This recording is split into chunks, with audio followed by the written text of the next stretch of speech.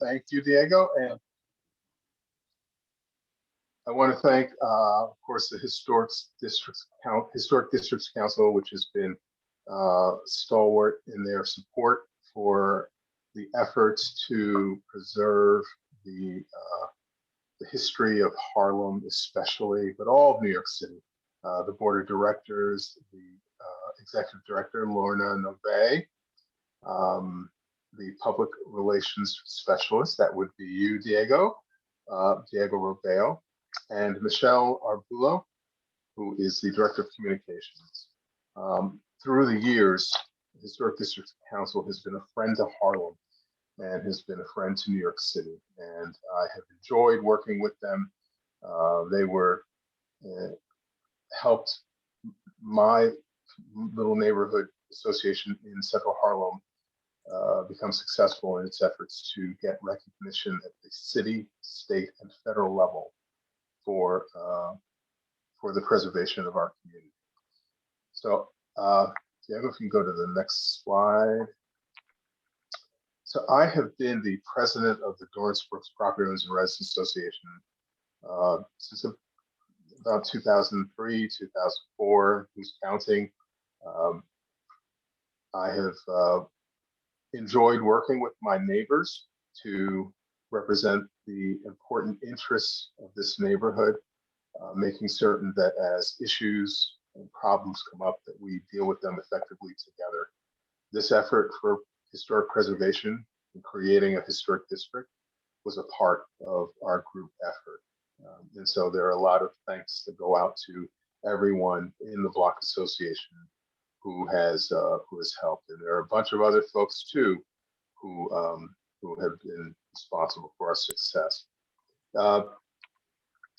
I've been in Harlem as an adult for the last 20 years after graduating from Howard University in late 80s. And my family has been here for 4 generations. They arrived from Barbados to Central Harlem in about 1905. That's from the federal census. That's where I see my great grandfather listed when he first came to New York from Barbados. I was in my work, city. I'm 3rd generation city worker. My grandfather worked for the MTA. My father worked for CUNY. He was director of financial aid for Bronx Community College, and I retired as an assistant commissioner for New York City, their Department of Correction. Also spent a couple of decades in the NYPD, retiring as a ESU supervisor. People know them as SWAT. I have been for the past number of years an Adjunct Assistant Professor at Johnson College, and I'm involved in a number of local advocacy organizations. The Harlem Independent Living Center, where I'm chair of the board of directors. I'm a second lieutenant in the New York Guard, 56 Area Command, and I am vice chair of the board of trustees for the Bronx Arts and Science Charter School. And additionally, on the Manhattan Council board for the Greater New York Council of Scouts BSA. Okay, if you can go to the next slide. Okay, so here you have a representation of our Block Association webpage, and you can see next to it a historic district marker unveiling flyer from the Landmarks Preservation Commission. That's happening tomorrow at noon at the Dorrance Square, which is the first New York City park to be named after an African American. So the historic district that we created is named after the same individual, Private First Class Dorrance Brooks, who was a Harlem hellfighter who died fighting valiantly for democracy overseas, saving France for World War I, but also the Harlem hellfighters were fighting for respect and dignity back here in the United States. I'm going to talk a little bit about that as we go on. This is an ambitious conversation. we're going over 400 years of history in about 40 minutes. I will be just touching the aspects, the basic points of what really is a significant amount of information. So if I mention, for instance, the Harlem Renaissance, that is a library full worth of information about the impact that it's had. But for this conversation, I will only be able to touch briefly upon it. And so in that vein, we can start. Okay, thank you for the next. So Africans have been a part of New York since it was New Amsterdam back in 1620. They were part of a multi-ethnic environment where there were Europeans, there were Native Americans who happened to be here before anyone else. And the Africans that were brought here by the Dutch West India Company in the 1620s, they were varying degrees of bondage. The British version, the version that we're used to thinking about when we think about slavery, was a little different when the Africans were first brought to New Amsterdam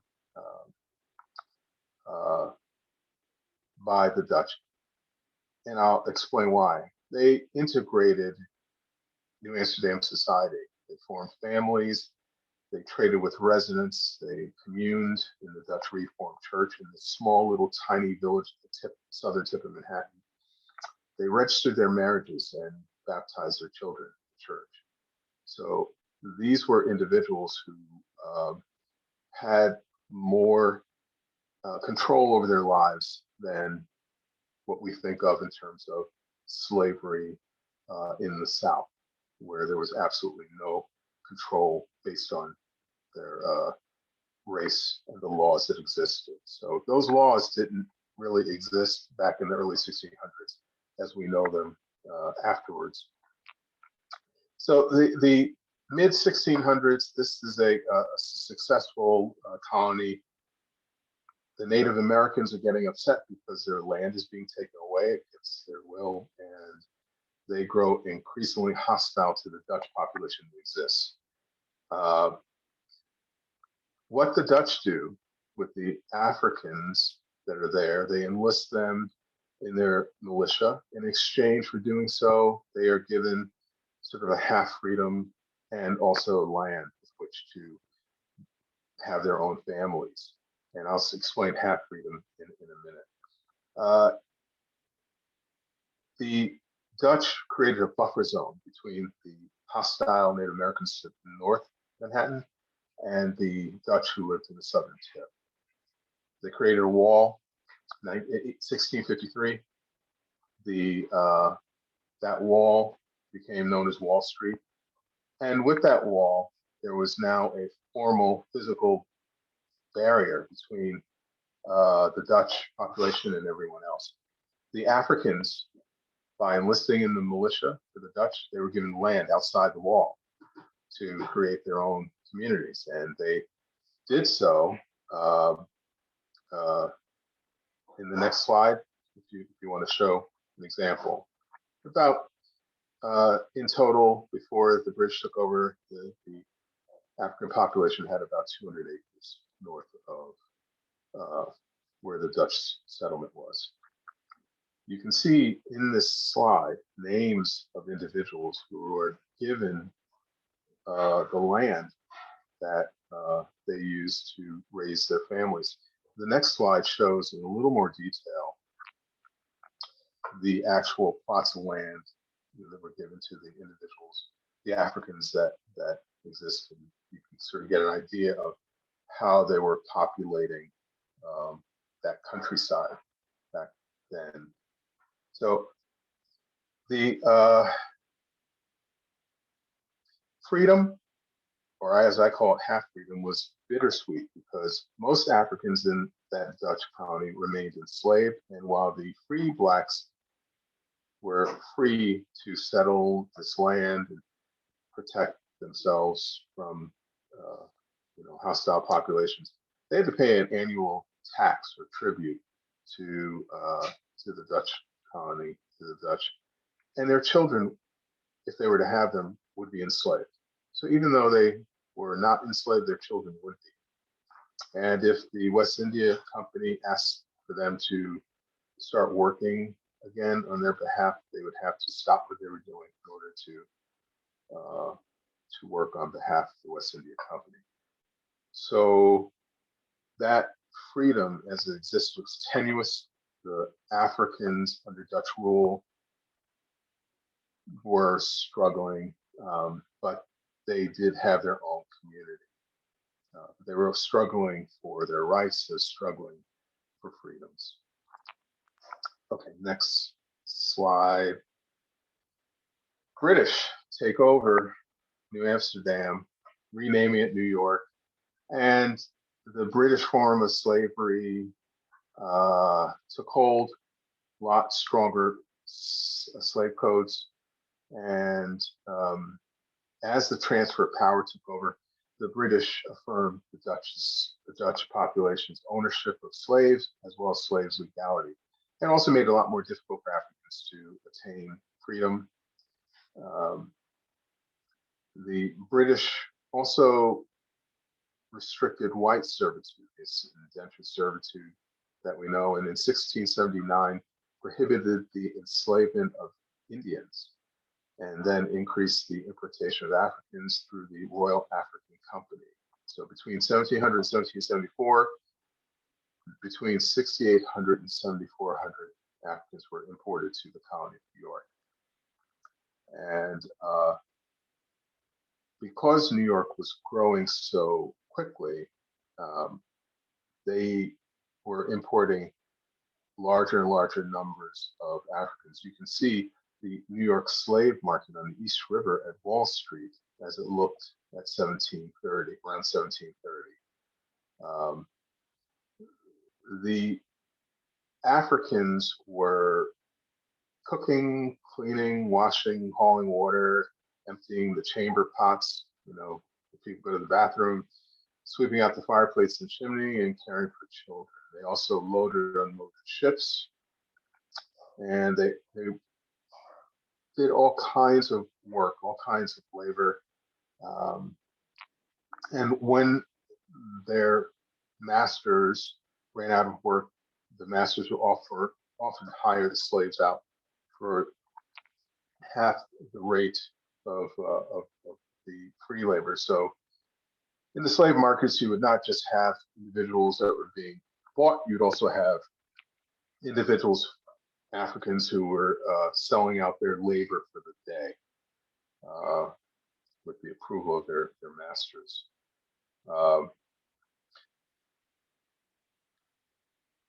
Now,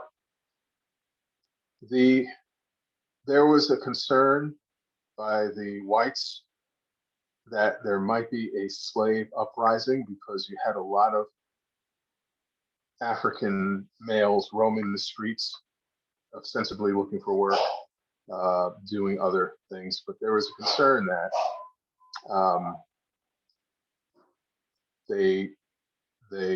these Africans could get together and try to fight this system of slavery that they existed under. And so the city council in 1711 passed a law that stated that all Negro and Indian slaves that are let out to hire be hired at the market house at Wall Street slip, thereby controlling the movement, making it more difficult for Africans to walk freely in that area. Let's go to the next slide. We're going to touch upon this a little bit. One of the things that Africans were doing, going back hundreds of years, was burying their dead and using the customs that they had that were carried over, that those customs were important to them in terms of honoring and respecting their loved ones who they lost. In 1991, there was a construction of a 34-story federal office tower at 290 Broadway. It was, because it was a federal structure, there was a survey done to determine any potential archaeological cultural impact of construction, and they found a 6-acre burial site containing up to 15,000 intact skeletal remains of enslaved and free Africans who lived and worked in colonial New York. And so the African burial ground, it provides material evidence of the centrality of slavery to early New York City, with the many free and enslaved Africans and African Americans buried there during Dutch, British, and early American rule. There is a memorial there. 290 Broadway is,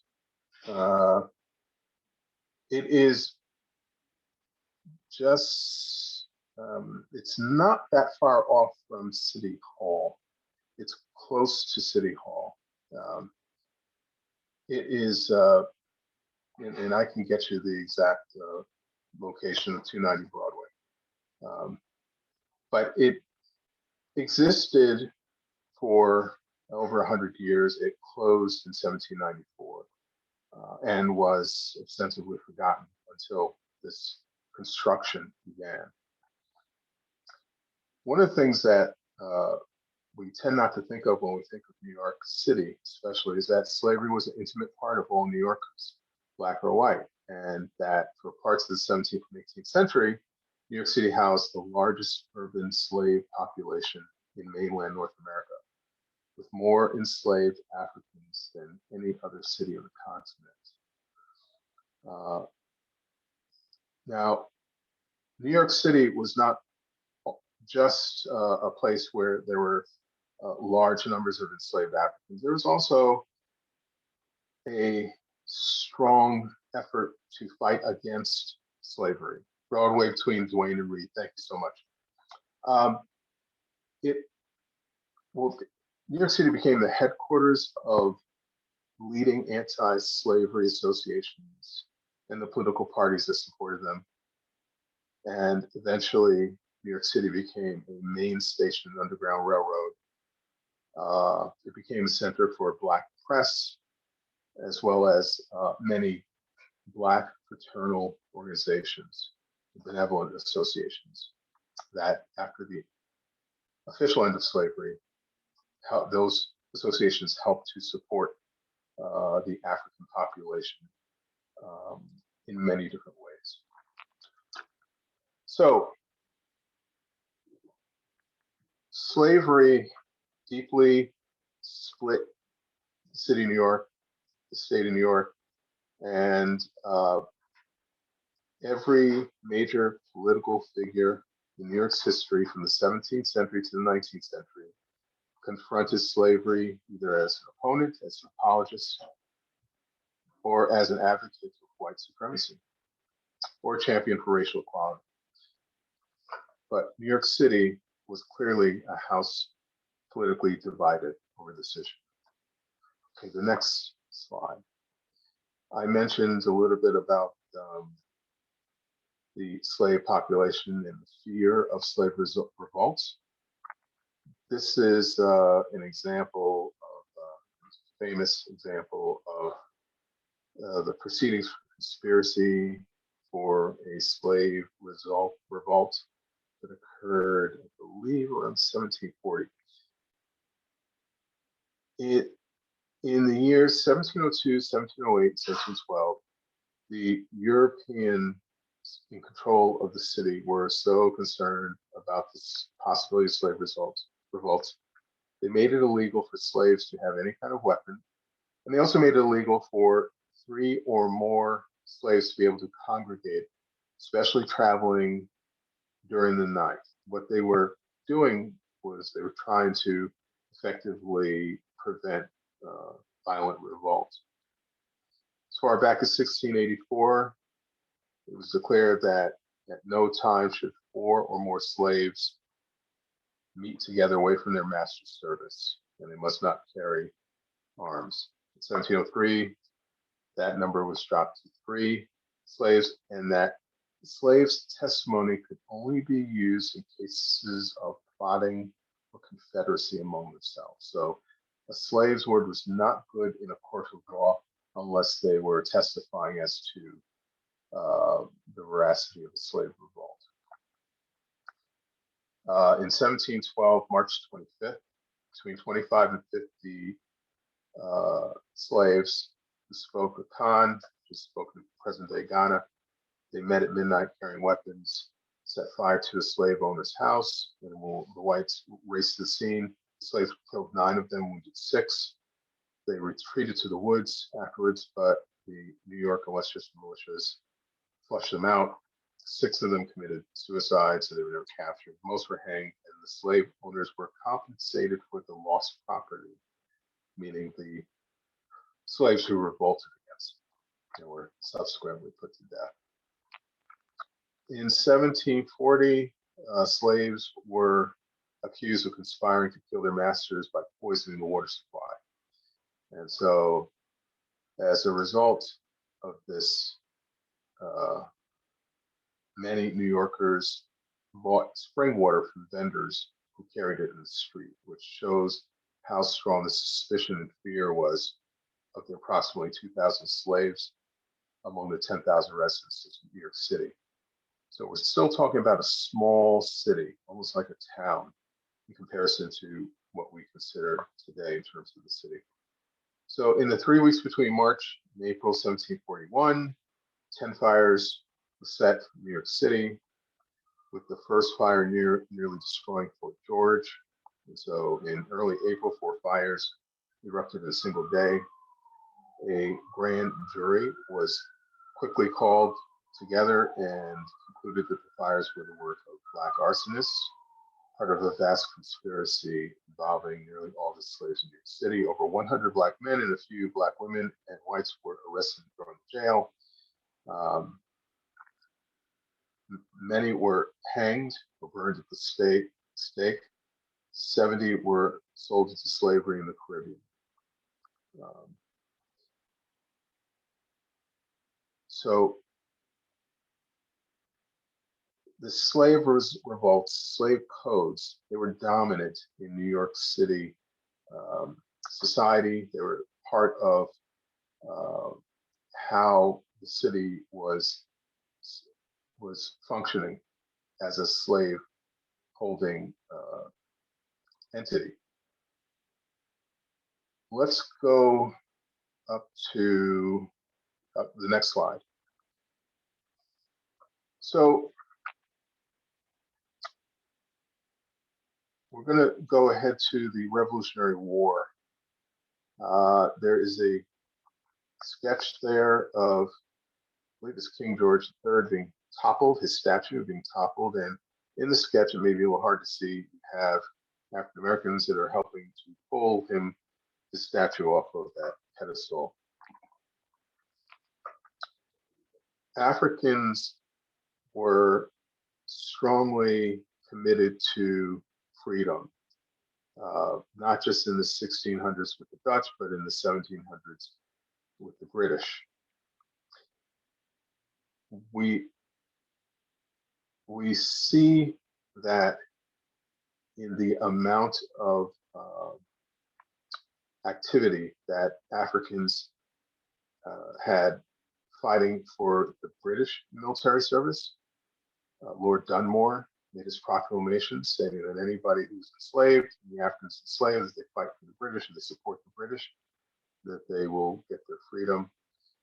On the Patriot side, they did not initially recruit or encourage the African populations, especially the enslaved populations, to fight on behalf of this rebellion. But eventually, after a number of years, they did. 1781, New York State became desperate enough to raise troops and permit the enlistment of male slaves. So a slave owner could deliver his slave for service and in return, the slave owner would receive a plot of land as compensation. And if the slave were to survive a term of 3 years of service, then they would be declared a free person, a free man in New York State. The reality is that whether the slave owner supported the British as a loyalist or the slave owner supported the American side as a patriot, they had little interest in advancing African American freedom. An example of this would be Samuel Sutphin of Somerset, New Jersey. He replaced his master, Caspar Berger, as a patriot soldier in the Battle of Long Island. He's wounded, he's captured by the British, he escapes to Manhattan, fights in several more battles in upstate New York. Once the war is over, this Revolutionary War veteran was then sold by Mr. Berger. And after many years, he eventually gained his freedom, but not due to the efforts of Mr. Berger. The British, as I said, were Dunmore's proclamation. They offered freedom in exchange for loyalty, and there were Africans who worked as guards, sentries, pilots, spies, interpreters, horsemen, hunters, drummers, carpenters, and at war's end, 3,000 left the British to Nova Scotia. George Washington demanded that they be returned to the slave owners as per the Treaty of Paris, ending the war. Sir Guy Carleton's Book of Negroes lists those individuals who left, with 1,336 men, 914 women, and 750 children. Okay, the next slide. So we're familiar with Crispus Attucks, Boston, start of the Revolutionary War. There's actually an individual who's well known during that time who became famous as a patriot for refusing to reveal at the point of death the location of a noted patriot religious leader. His name was Peter Williams, Sr. So Peter Williams, he was enslaved, this was his wife and children.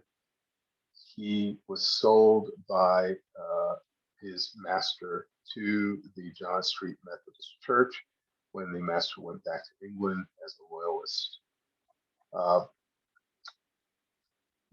Peter was the sexton, undertaker, took care of the church, and eventually bought his own freedom. He became the charter member of the African Methodist Zion Church, which is known today as Mother AMZ. His son, Peter Jr., became the first pastor of St. Philip's Episcopal Church, which has clear significance for New York City's African population. I'll talk a little bit about that. So the issue of slavery was not addressed in the creation of New York State's first Constitution in 1777. The Patriots did not offer any relaxation of the tight restrictions on manumission, on freedom.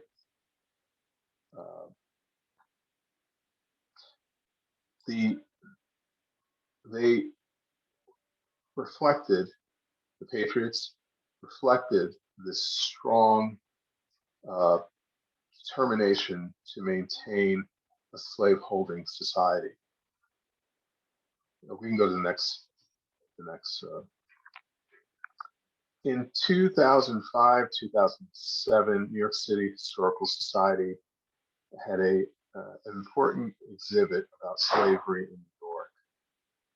And a quote that I take from them: "The Black New Yorkers who survived enslavement left us legacies that shape life in the city and nation every day, having persisted through our worst moments, they help us see the best in ourselves. There were about 7 points that this exhibit really helped to make clear about how passionate Africans were in their quest for liberty in New York City. With every obstacle in their way, the enslaved were able to form and nurture their families, to overcome frequent loss and separation, and to pass on cultural legacies to their children. They were the first to arrive at the market day to sell food and products of their idle moments. They were the first New Yorkers to demonstrate that amazing combination of street smarts and entrepreneurial energy seen nowhere else on earth. Disparaged for their passivity, they were twice able to shake the 18th century British Empire with their revolts against slavery in New York. Taken for granted by their patriot slaveholding masters, they were acknowledged to be the most valiant fighters on the British side during the Revolutionary War. Mocked for their crudeness during slavery times, they were able to fashion musical, dance, and theatrical traditions that have been at the core of American culture ever since. Without abandoning a treasured memory of African homelands, they came together to create a dynamic form of African American religion that continues to inspire today. And deprived of the right to vote in the 1820s, they organized political pressure groups, created a lively press, and shaped a political rhetoric that has been at the very heart of every civil rights movement in the United States and around the globe ever since. Let's go to the next. So in 1785, we've got the establishment of the New York Manumission Society. It's a combination of Quakers and New York City's political and economic elite. Folks like John Jay and Alexander Hamilton worked to help improve the condition of the African in New York City. But it was a bit, I guess I can say, a bit hypocritical in that 20% of the members of this organization owned slaves, and a great many of them believed in the gradual freedom of enslaved Africans. So they weren't necessarily looking to create any kind of necessary equality. They just wanted to end slavery as they saw it, but not necessarily right away, particularly if they had a financial interest in it, which many New York City businesses had. In 1787, the African Free School was established, and by 1835, there were they had 7 buildings that had educated thousands of boys and girls. Eventually, the schools that were created were integrated into the public school society, but it has a negative turn after that because the quality of the education went down. They reduced the number of Black teachers that were teaching. They stopped teaching the more advanced classes, and so the Black leaders in 1847 formed the Society for the Promotion of Education Among Colored Children to promote better educational opportunities for Black children. And in 1853, the New York City Board of Education took over all New York City public schools. So in the beginning, the very beginning of this country's history, in New York City, Africans were pushing hard for the education of their people. There were a number of people that graduated from the African free schools. Dr. James McCune Smith, who was the first African American to earn a university medical degree, he's a physician, writer, and he was an abolitionist. Ira Aldrich, the great actor, Shakespearean theater, he was also an abolitionist and a graduate of the African Free School. Henry Highland Garnet, who was a famous minister and abolitionist. Charles Lewis Reason, who was the first American college professor, graduate of the African Free School, and he was an abolitionist. And Samuel Ringgold Ward, who was a newspaper editor, who was a labor leader, minister, and of course, abolitionist. So the thing that all of them were focused on was improving the lot of Africans in New York City, but across the country as well. The next slide, please. Another individual who was noted for his humanity, for his ability to help others was Pierre Toussaint, enslaved as a young person. He became a hairdresser who was very successful, hairdresser to the stars, if you want to think of it like that, to the well-heeled of New York City. And he became a philanthropist.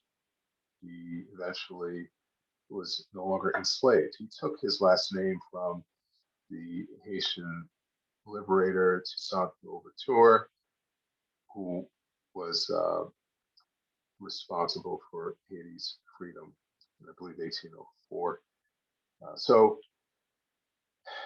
Pierre Toussaint was brought to New York City in 1707. He was freed upon his master's death in 1807.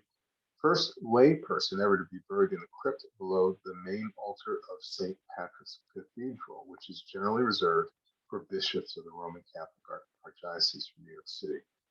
He sheltered orphans and fostered numerous boys in his home.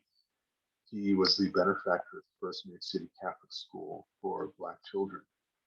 Created a credit bureau, employment agency, refuge for priests and needy travelers, and nursed cholera patients during an epidemic.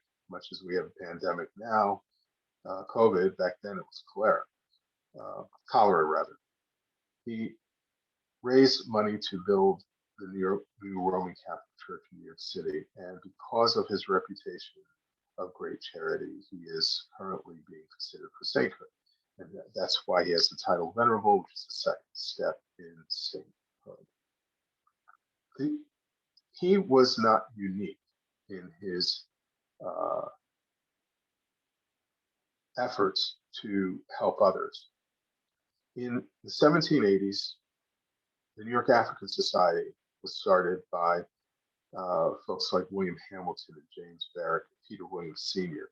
to oversee the spiritual and economic needs of the New York City African American community. In 1800, Hamilton, Barrett, and others left John Street Church to form Mother Zion due to poor treatment of Black parishioners, and the same thing happened with the creation of St. Philip's Episcopal Church because of the Black Episcopalians leaving Trinity Church for the same reasons. And these men created the New York African Society for Mutual Relief in 1808, which was representative of the fraternal and benevolent associations that really energized New York City's African community to fight against things like the removal of fugitives, enslaved individuals who were caught in New York City, who would be removed back into slavery. These organizations fought against that. They fought for voting rights. And they especially fought against the American colonization society's efforts to remove free Blacks as well as enslaved Blacks in this country back to Africa. And there are a whole list of different organizations that exist that I have. New York African American Marine Fund for the Relief of Distressed Orphans, founded in 1810.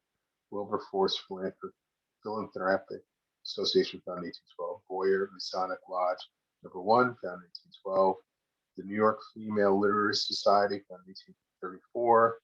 New York Committee of Vigilance to protect free Blacks and fugitive slaves from slave catchers and kidnappers. Now, this New York Committee of Vigilance, founded in 1835 by David Ruggles, who was the founder, it became the center of the Underground Railroad in New York City, protected hundreds of free Blacks from being wrongly stolen, kidnapped into slavery, and saved over 1,000 fugitive slaves, including one Frederick Douglass, from recapture. And in 1840, this committee, with the help of lawyers sympathetic to their cause, won the right to trial by jury for fugitives. There were many others: Phoenix Society, African Dorcas Society, Abyssinian Benevolent Daughters of the Esther Association. They all had important roles in the well-being of the African community. social services did not exist back then. And so Africans, the populations that existed, had to rely on themselves. And they did so quite well. You can go to the next slide. One of the ways that the Black abolitionist movement expressed itself was through newspapers. The first one, Freedom's Journal, there's a quote, took too long have others spoken for us, too long has the public been deceived by misrepresentations. We deem it expedient to establish a paper and bring into operation all the means with which our benevolent creator has endowed us for the moral, religious, civil, and literary improvement of our race. These papers were focused on abolition of any enslaved Africans, abolition, freedom from slavery without conditions. The American Colonization Society, as I said, is looking to put Africans back to Africa, whether or not they wanted to be here. So the American Colonization Society was focused on not providing freedoms to Africans.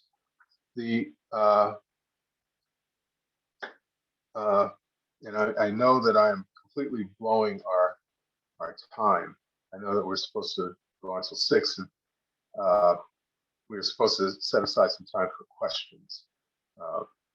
What I think we'd be better off doing is if I continue with the presentation and get through as much as possible.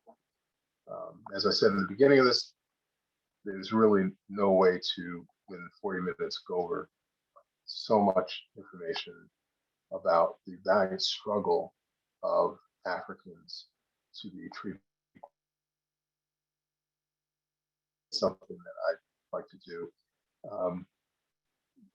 Many different papers developed, and they were putting these papers out there, fighting for Africans' rights in a backdrop of anti-abolitionist riots. There's a famous one, 1834, which lasted a week until the military forces.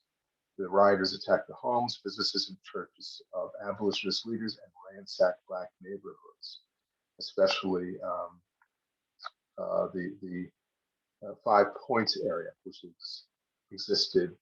Was really the first time that you had Africans and whites living together in the same neighborhood in peace, relative peace.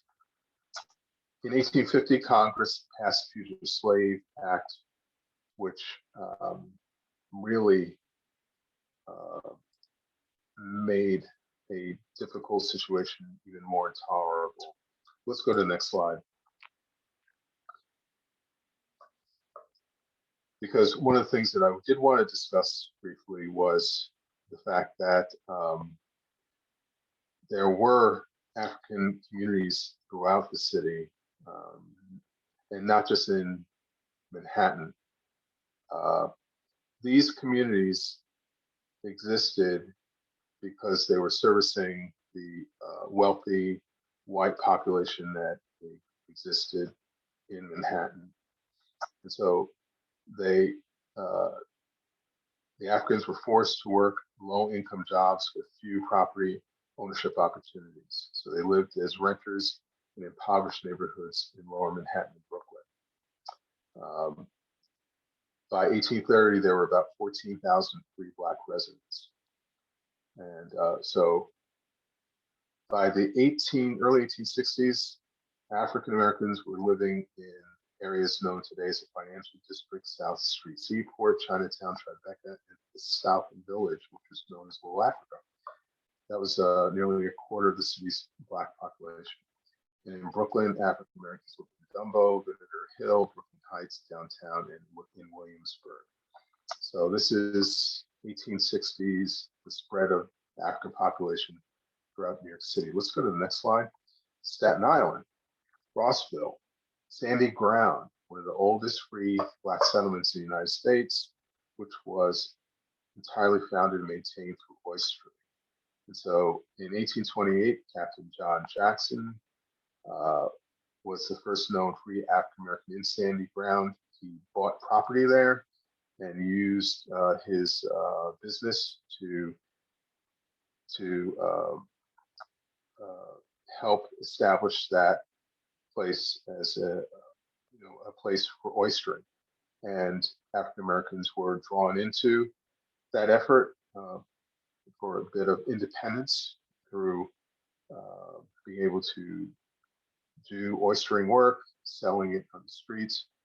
And so they stayed in Sandy Ground until the oyster industry collapsed in the early 1900s due to typhoid and pollution concerns. And so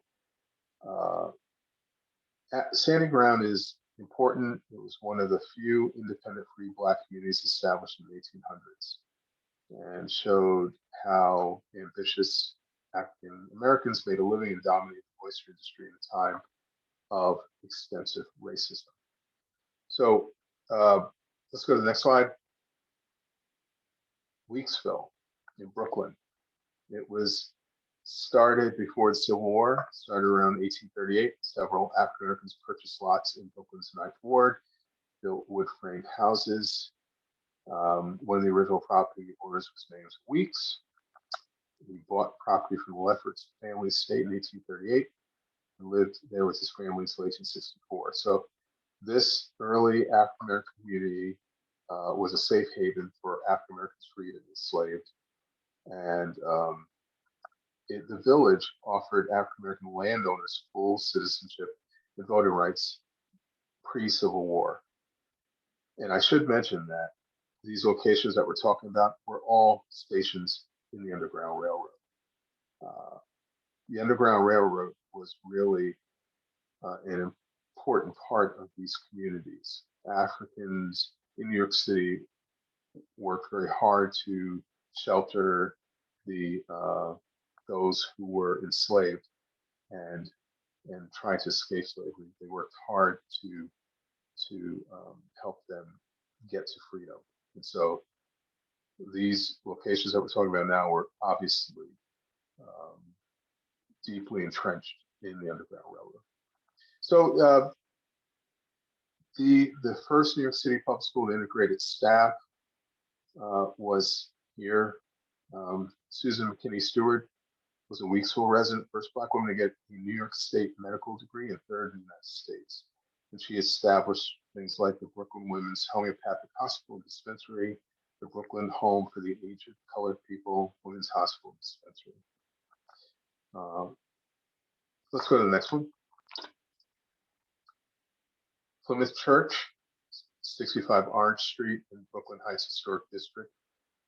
It was a hub of abolitionist activity, and its preacher, Henry Ward Beecher, was a powerhouse in the anti-slavery movement. Let's go to the next slide, simply because I want to talk a little bit about 70 Willow Street. Was the home of African American abolitionist James Pennington, first Black student to study at Yale University, significant published author. He became a pastor, officiated the wedding of Frederick and Anna Douglass at the home of David Ruggles. He was an early leader in the Brooklyn American Colonization Society, which promoted the repatriation of reborn or emancipated African Americans to Africa. So this was an individual who was working to help Africans start a new life in Africa. And it was a stance that was strongly opposed by individuals like Frederick Douglass. William Lloyd Garrison was also an individual, a white individual, who was prominent in the fight for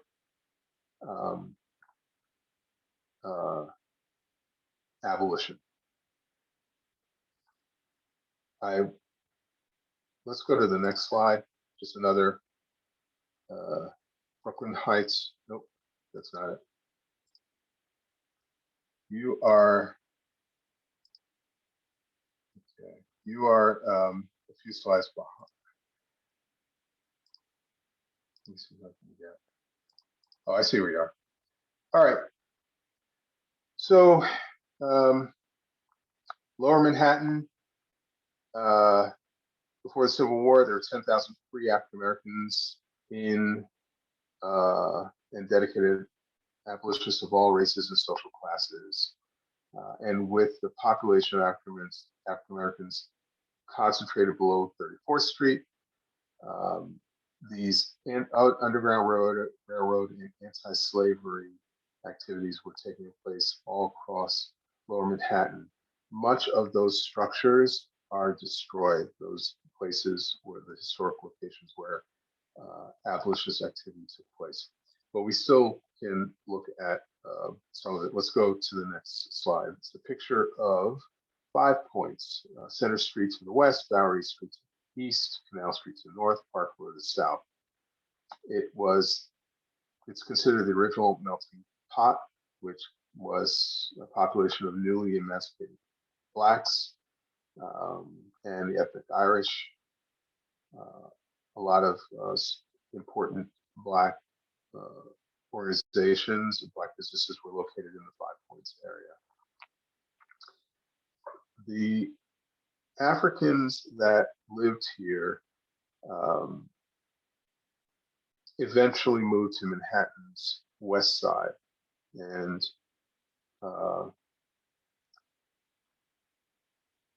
while they were at this location, they had some well-known establishments. One of them was Almack's, which was known as Pete Williams Place, which is an African American owned dance hall located at 67 Orange Street in Mulberry Bend, which is today's Baxter Street, where you had a fusion of Irish jigs and African shuffles. There were other things that sprung out of that. Tap dance was something else that was prominent during the time of this location. Unfortunately, 5 Points was also a place where there was severe population density, disease, infant child mortality, unemployment, prostitution, violent crime, and other classic ills of the urban destitute. So the 5 Points, let's go to the next. Another location, which is landmarked. Oh, okay, you can go, that's 5 Points, you can go to the next one. 2 White Street, home to African-American abolitionist Theodore S. Wright from 1842 to 1847. First African-American graduate of Princeton Theological Seminary, second pastor of the First Colored Presbyterian Church, and was a founding member of the American Anti-Slavery Society. So his home was designated New York City landmark in 1966 to the Tribeca East Historic District. Let's go to the next slide. Okay, this is a depiction of the New York draft riots, 1863. Folks in New York City, the working class, white New Yorkers especially, were angered over a new federal draft law during the Civil War that required them to register and fight on behalf of the Union Army. And a lot of the angst was not just fighting for holding together the Union, but there was a lot of resentment about the idea of freeing enslaved Africans. So hundreds of Africans were killed during 5 days of rioting, very bloody. So the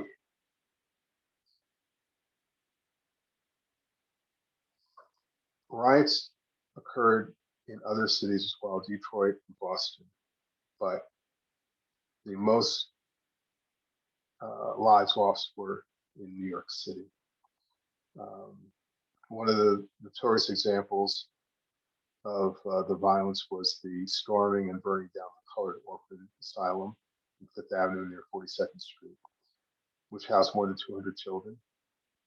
The children were spared, but obviously the building was destroyed. The estimates of the numbers of Blacks who were killed go as high as 1,200 people.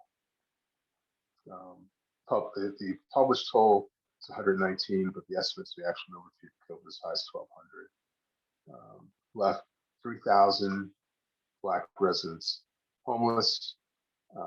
Black businesses and organizations were targeted. Some of New York City's Black affluent or business leaders left New York City and settled in Brooklyn as a result of this this tragedy. Next slide. Civil War. People don't usually think about Rikers Island, but Rikers Island was a place where the Africans who volunteered to serve in the U.S. colored troops were trained. It's a picture of the folks from being trained in one of the training camps at Rikers. Eventually, there were 4 colored regiments that were raised, that were trained. Some of the 160 plus regiments in total, the 180,000 Black soldiers and sailors who served the Union cause. Eventually, Rikers Island was transformed to a prisoner of war facility for Confederate soldiers, and then 20 years later, it was a New York City jail. The next slide, Diego. This was my great-great-great-granduncle. He was a private in one of those regiments. He died in 1865. He was from Woodstock, New York, and was trained and enlisted at Rikers Island, New York, in 1864 as a member of the U.S. Colored Troops, 20th Regiment. So history has a way of touching our lives in personal ways, as well as just in more general ways. And I'm fortunate enough to be familiar with that aspect of my family's history. Okay, we are 10 more slides to go. We have 0 time left. Do you think it's gonna be a problem if I finish these slides, Diego?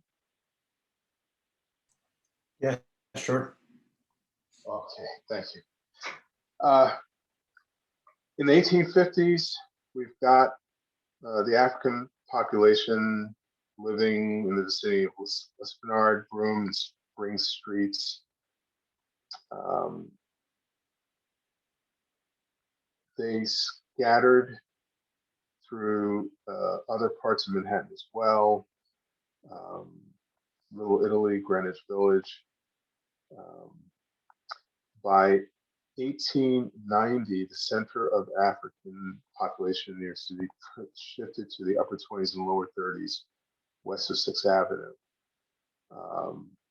Additionally, by 1900, it shifted further northward, west 53rd Street to San Juan Hill, west 61st, 62nd, and 63rd Street, presumably for better housing and business opportunities.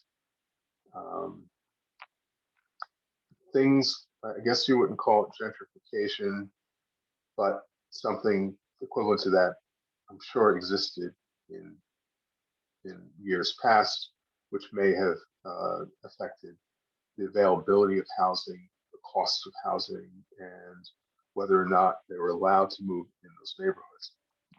So you see the shift basically northward of Africans in New York City as time is going on.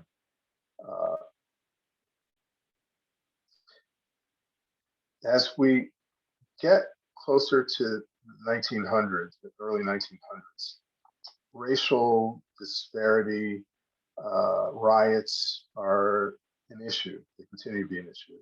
And there's a famous incident that occurred on August 12th, 1900, where a black woman is being arrested by a plainclothes officer on West 41st Street and 8th Avenue. The husband of the woman that's being arrested by the white plainclothes officer he attacks the officer. He's hit with a club, and the husband of the woman being arrested and stabs the plainclothes officer with a pocket knife and runs away. At the funeral of the officer, mobs, thousands of whites, some of them who are police officers, obviously, they create a riot and attack blacks in that area of 8th Avenue from 27th Street to 42nd Street. And the blacks are brutally beaten. And the Citizens Protective League is created to protect them, to pursue an inquiry with the government and obtain justice for the victims. That incident, along with other factors, may have had a role in the movement of Africans to other places. And you go to the next slide. There was an individual, Philip A. Payton Jr., who created the Afro-American Realty Company around 1907. He opened up Harlem for African Americans to live there. And he had a highly successful real estate business that challenged the white population in Harlem that fought very hard to keep blacks from living in Harlem. But his efforts were so successful that eventually, even as he had to close down his initial realty company, there was already a presence there. And that presence was the beginning of Harlem as we know it. He did start another company, and that one was very successful as well. And by the time he died in 1917, there were approximately anywhere from 50 to 70,000 Africans who lived in Harlem, African Americans. What was going on at that time that helped his success was white flight due to fears of housing being devalued by black residents. This effort to desegregate the neighborhoods by housing blacks who needed to have a place to stay. You can go to the next slide.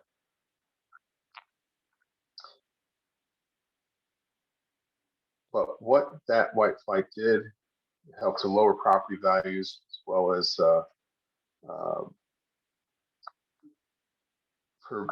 provide an opportunity for African Americans to move into those the Harlem neighborhoods.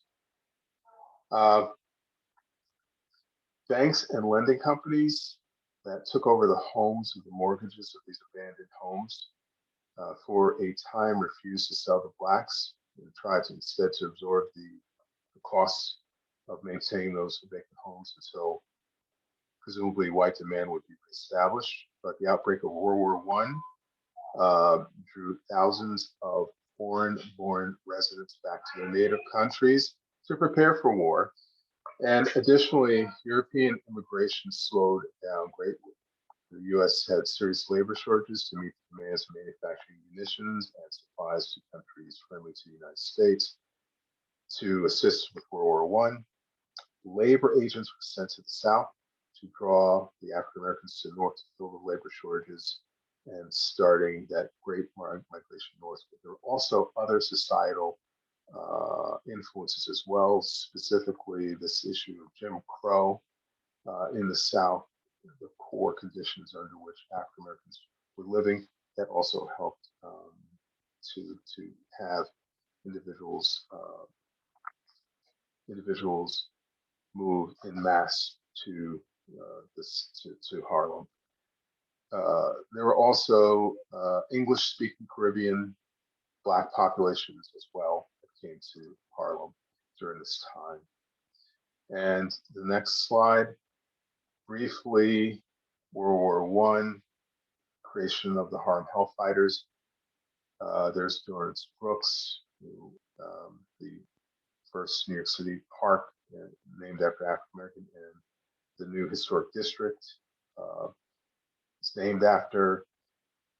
He was representative of this idea that African Americans, young African American males fighting for liberty, wearing the country's flag overseas, would represent to Americans back in the United States a real reason why Africans should be treated equally and not have their freedoms under the weight of Jim Crow. Unfortunately, they fought exceedingly well. Everyone in the entire unit was given the Croix de Guerre, which is the French's highest award for bravery. But when the National Guard's Rainbow Division marched down Fifth Avenue at the end of World War I, the 369th, the Harlem Hellfighters, were not allowed to march. They were told black is not a color of the rainbow. The people were obviously upset, and the 369th eventually had their own parade. 369th spent more days in combat than any other U.S. unit, 191 days. They were the first American unit to reach the Rhine River in Germany and suffered some of the heaviest losses of any American regiment that gave up no ground. There are so many people, so many heroes. Private Henry Johnson, an example, fought valiantly, but had to wait 100 years for his Medal of Honor, which he eventually got in 2015. The expansion of jazz to Europe through Lieutenant James Reese, Europe's band. Songs like How You Gonna Keep Them Down the Farm, which means these African Americans who have fought valiantly fighting the Germans, how are you going to express Jim Crow on them once they come back to the United States? But that is what happened. Red Summer of 1919, institutional racism, the lynchings, which are becoming increasingly worse after the end of the Civil War. You can go to the next slide. But something else happened too, the Harlem Renaissance, which clearly there's not enough time to even begin to touch, but it was part of this new Negro moment that emerged at the end of the World War I, in some ways ushered in the civil rights movement of the late 40s and 50s.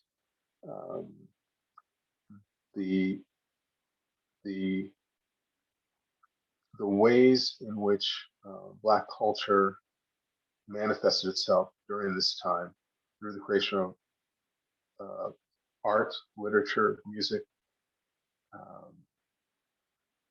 theater, dance, just not enough time to even touch, except to say that it was an explosion of Black genius and creativity.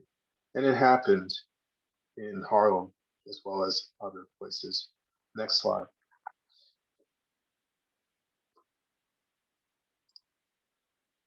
The 1932 map illustrated a vibrant nightlife during the Harlem Renaissance.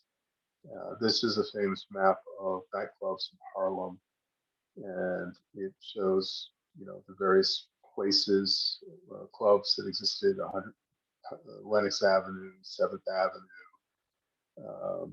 the theater, you have nightclubs, Callaway's Band, the Savoy Ballroom, legendary Small's Paradise, legendary places, Lafayette Theater, where African Americans performed, where they expressed themselves outside of this world of white supremacy that existed. Next slide.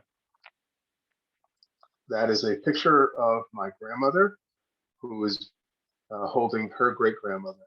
This was in New York, South Carolina, about 1930. So my grandmother came to New York, Kingston, New York in 1939 and got married, and her daughter, my mother, was born in Brooklyn in 1940. She was part of that movement from the South to the North in search of a better life. Her great-grandmother, Catherine Robinson, was at one point enslaved in a plantation, Robbins Plantation, in New York, South Carolina. It's important to know the names, remember the names of these individuals that are part of our history, and to understand their connection to us today. The Great Migration was 6 million African Americans from the rural South from about 1916, 1970. The poor treatment of African Americans in the South was a primary reason for the movement north to places like New York City and Detroit and other Midwest. But it was also the idea of being able to have a better way of living. A factory wage was typically 3 times more what a Black person could expect working the land as a sharecropper in the rural South. So by the end of 1919, some scholars estimate that 1 million Black people left the South, usually by train, boat, or bus. Smaller number had traveled by automobiles or horse-drawn carts. The census records reflect this movement north. There's a lot to talk about the Great Migration, but its impact was that these newcomers to New York City helped to create a new urban African American culture, and that was expressed most significantly in Harlem, which by the 1920s had about 200,000 African Americans living here. And one of the ways that this was especially expressed was in the political activism that existed as a result of these individuals coming to this part of New York City and sharing information, learning from each other, and organizing to fight various types of discrimination that existed. Next slide. So, next slide. So, Harlem experienced riots. Harlem Riot of 1935, which was a race riot resulting from a Black Puerto Rican teenage shoplifter beaten by employees at a five and dime store. That resulted in a large amount of protesting occurring, and same thing, Harlem Riot of 1943. Police officer shot and wounded a African American soldier, and the Harlem residents responded by protesting, by fighting. 3,000 people gathered at police headquarters, and the end result was about 6 deaths and hundreds injured, nearly 600 arrests. Again, Harlem Race Riot of 1964. 15-year-old was killed by a white off-duty police officer, and the frustration from that murder was expressed through days of protesting and then riot. There was 1 Black resident killed, 100 injuries, 450 arrests. Next slide. We have Harlem from the 20s to the 60s was a lot more than just riots occurring. There were the civil rights movement. A lot of the planning occurred in Harlem. The the labor organizing that existed, the various types of achievements in the arts, the attempts at creating business and um, cultural achievements. Those were all going on in Harlem as well. But I think it's important to understand um, what was occurring um, in Harlem as it was trying to adapt to the difficult conditions that existed.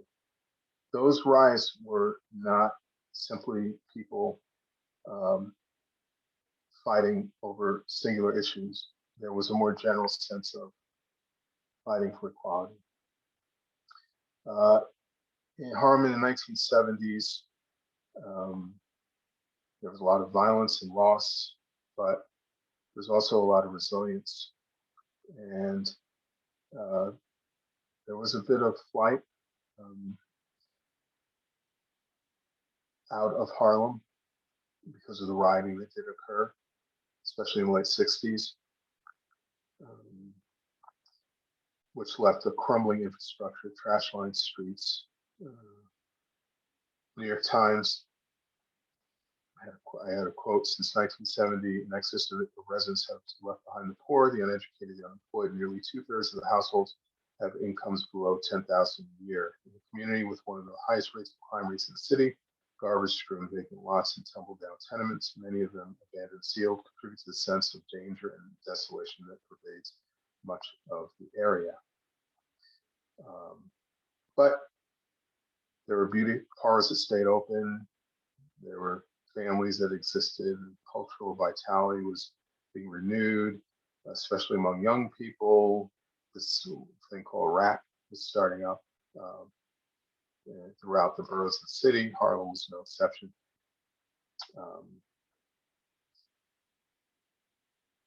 Why don't you go to the next slide? Continual urban destruction.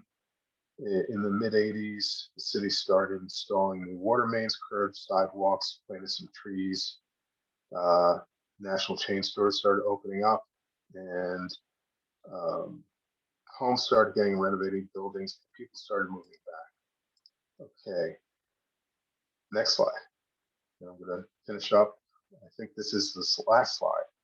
So in April 2012, Community Board 10, Land Use Committee, Landmarks Committee, they developed a Harlem Preservation Plan, Historic Preservation Plan, which anybody can download. It talked about the importance of preserving neighborhoods that had architectural and cultural significance. The two that are shown on the screen are what were combined to create the historic district now known as the Dorrance Square Historic District. Landmarks Preservation Commission created that based on the plan that was created by the local planning board, the community board, to save these buildings, these neighborhoods from destruction. They have an intimate relationship with Harlem's history pertaining to the cultural importance, the various types of structures that existed and meant so much for the people that lived in those places.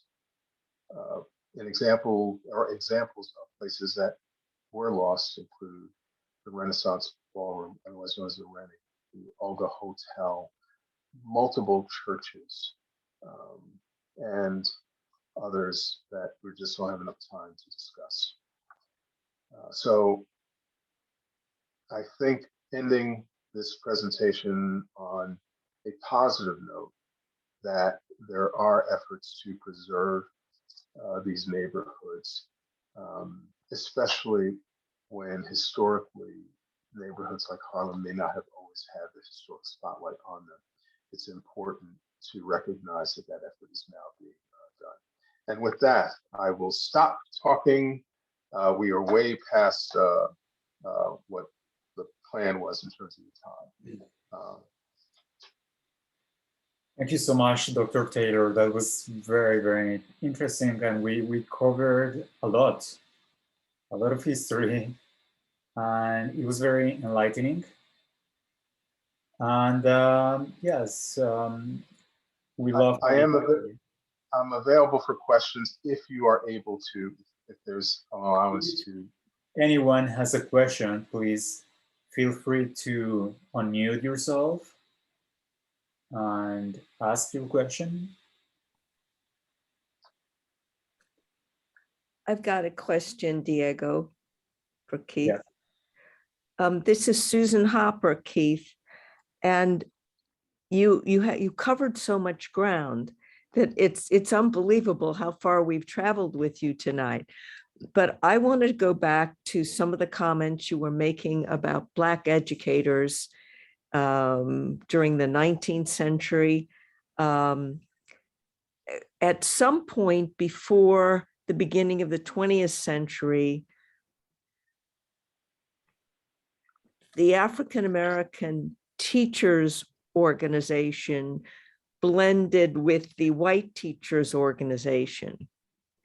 And I wanted to know what you know about that, because then all those teachers were teaching in the public schools. My father came at the age of 4 to New York City, the Lower East Side, and I know from his stories, he had an African-American 3rd grade teacher, a woman, and an African-American man in middle school. But I'm wondering if there is more information somewhere that I can read up on about the two groups of teachers blending into and all serving the public school system in New York. I can certainly look into sources that would be helpful. I do know that with blending individuals who were doing the same type of work, it was often a difficult thing to do because of the concern from the whites that there'd be a loss of not social status, but just a loss of that privilege of being white only. And so that has been for hundreds of years, I think, a significant problem.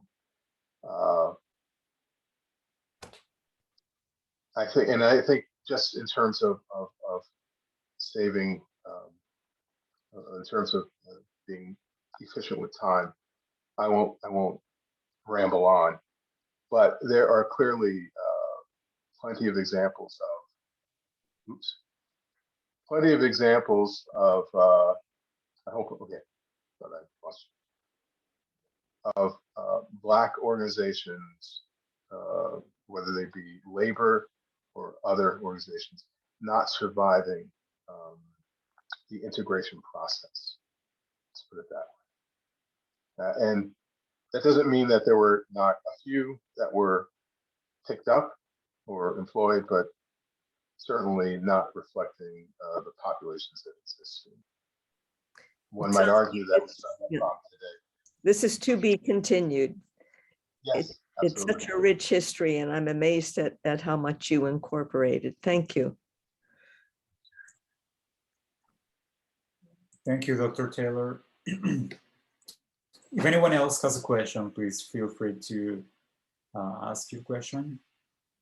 As I said in the beginning, we're going to post this talk on our YouTube channel. Please visit our YouTube channel, where we post all our conversations with different speakers.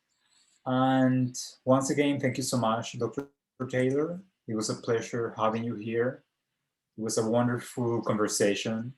And I thank everyone who joined this conversation. Thank you for joining. And please feel free to keep going to our website and check our events. We have regular virtual talks, such as this one. And we hope to have Dr. Taylor back again in our programming. Thank you so much. And if I may, Diego, anybody watching this, please donate to the Historic Districts Council. They made the difference in the success, in terms of success of the creation of the Dorrance Square Historic District and many others. Go to their webpage, hdc.org. I will gladly advertise for your organization because it meant an incredible amount for us. So thank you. Thank you so much, Dr. Taylor. All right, thank you everyone. It was great seeing you, and I'll see you next time.